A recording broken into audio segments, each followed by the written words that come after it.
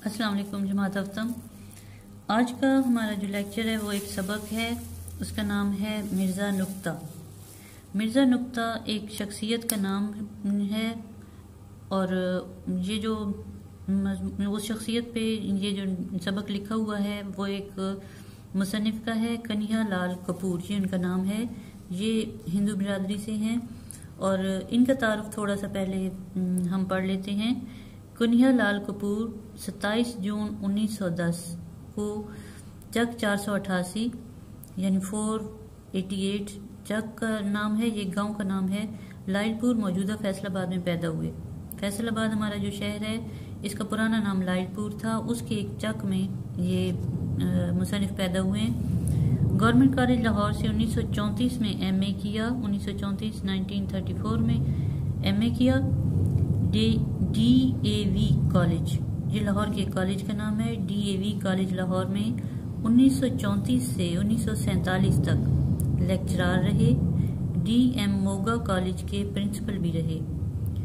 इनकी तसानीफ बहुत सी हैं जो कि यहाँ पे लिखी हुई हैं। पहली है संगो खिश्त, शीशा उतीशा, चंगो रुबाब, नो की निश्तर, बालो पर, नरम गर्म, गर्दे कारवां, दलील सहर और कपूर के बेहतरीन मज़ामीन इंतखाब।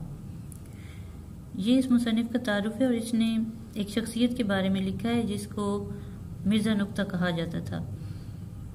जो असहाब मिर्ज़ा नुक्ता को जानते हैं वो समझते हैं कि शायद नुक्ता उनका नाम या तखल्लुस है, हालांकि ये उनका लक़ब है जो किसी सितम ज़रीफ ने उनकी नुक्ता शनासी की दाद देते हुए उन्हें अता किया था। दाद देना मतलब तारीफ़ करना।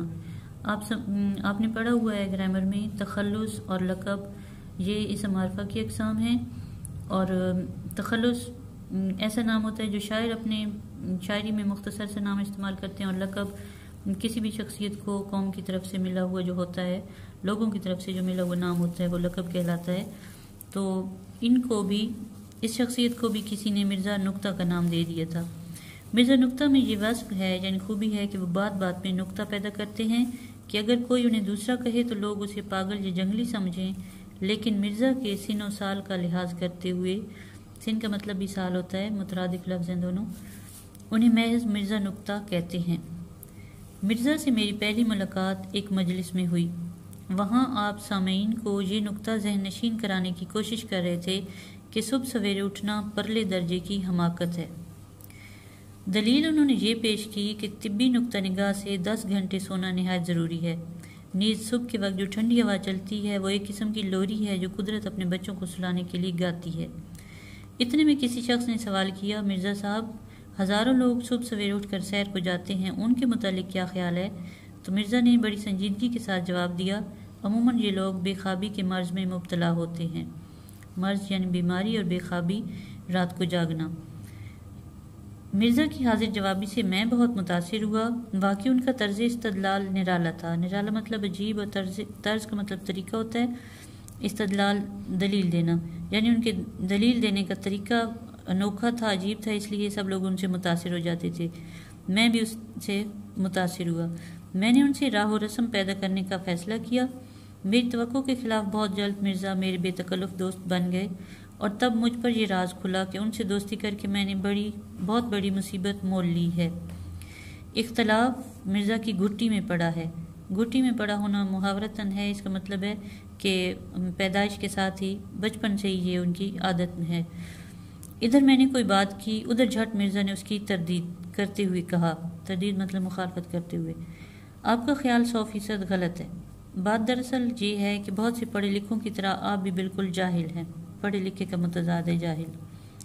वैसे तो मिर्ज़ा हर बात में इख्तलाफ़ राय का पहलू ढूंढ लेते हैं, लेकिन जब बहस मौसम से मुतल्लिक हो तो उस वक्त उनकी गुफ्तगू सुनने के काबिल होती है। बदकिस्मती से मिर्ज़ा को हर एक मौसम से खुदा वास्ते का बैर है। खुदा वास्ते का बैर होना भी मुहावरा है और इसका मतलब है दुश्मनी या इख्तलाफ होना। मुझे याद है एक दफ़ा मैंने मौसम बहार की तारीफ़ करते हुए कहा कि ये मौसम कुदरत का बेहतरीन अतिया है। मिर्ज़ा साहब ने मुझे आड़े हाथों लिया। आड़े हाथों लेना भी मुहावरा है और इसका मतलब है मुश्किल में डालना। मियाँ अक्ल के नाखून लो, भला ये भी कोई मौसम है जब शायर अपना गिरिबान फाड़ कर सहरा का रुख करता है या सर्द आँख खींच कर कहता है, अब के भी दिन बहार के यूं ही गुजर गए। تم نے وہ میر کا شعر نہیں سنا؟ اب یہاں پہ آپ دیکھیں نام ہے میر، اوپر ایک علامت لگی ہوئی ہے، آپ نے تخلص کا پڑھا ہوا ہے، یہ ایک شاعر کا تخلص ہے میر، اور اس کا اصل نام ہے میر تقی میر۔ اس کا شعر انہوں نے بتایا ہے، دھوم ہے پھر بہار آنے کی، کچھ کرو فکر مجھ دیوانے کی۔ یہاں تک آج ہم نے سبق پڑھا ہے۔ اس میں سے آپ کا کام یہ ہے کہ مشکل الفاظ اس کی آپ نے 1-2 مرتبہ پڑھ لینا ہے، اور جن الفاظ کو میں نے خط کشید کیا ہے یہ آپ دیکھ سکتے ہیں، ان کی آپ نے املا لکھنی ہے اور انہی میں سے 5 الفاظ کے جملے بھی بنانے ہیں۔ شکریہ۔